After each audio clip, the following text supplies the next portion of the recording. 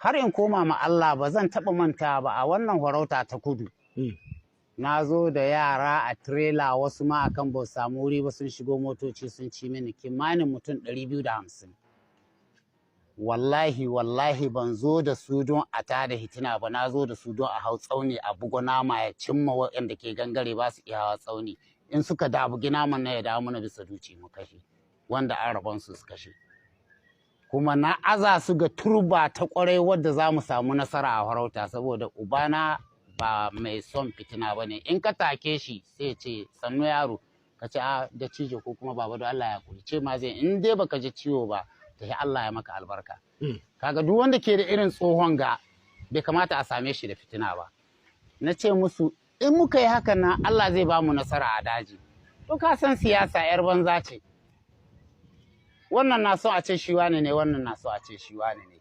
A takaice muka shigo daji da kyakkyawan manufa. Aka zo an fara farauta sai wani ya ga jibda gindin ayaba. Ko bai san mugun ƙwaro ba ne mazurin jibda. Mazurin jibdan nan da ya ƙyaƙya ban wurin sai da ya yakuci mutum 3 suka wace shi kuma jibda sai ta riƙe hannun shi kuma ya ƙi sakin bindi. Ta ja shi ƙiƙiƙiƙi ta kai shi ruwa har ga nan. An tambaye ni ne dole in faɗa abinda ba zan manta da shi ba kenan don ba a yi mai adalci ba. Ba zan taɓa manta ba amma na yahe. Saboda duk wanda ke yahuwa yana tare da Allah kuma Allah zai taimake shi. Shi ke sa ka ga mutum kahiri a waye gari ɗan aljanna ne. Ka ga mutum musulmi a waye gari ɗan wuta ne. Duk wanda baya yahuwa ba mutum ba ne. Ina jin ka. Sai yara na ga mai gidan shi zaune tsaye ko barorin mai gidan shi ko ƴan uwan shi ko ƴan garin shi ba wanda ya iya shiga cikin ruwan nan ya kashe jibdan nan ya hitar da yaron nan. Sai yara na su biyu da kokuwa da daudu ɗan sarkin karman motsi na rumu da dabai uban shi yaron ubana ne ƙanin Ahmadu mai dajin zuru.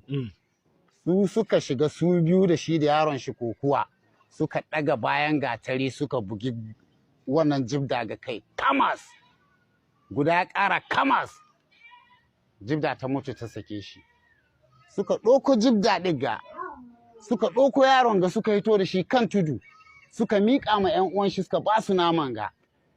Sai wani ɗan garinmu ba ma dai sai na faɗi suna ba. Sai wani ɗan garinmu kawai sai ya iza wasu 'yan wata jiha su cire wuƙa gindin yaron ga da jibda za ta kashe a soka ma jibdan nan wai ka biya. Ashe ai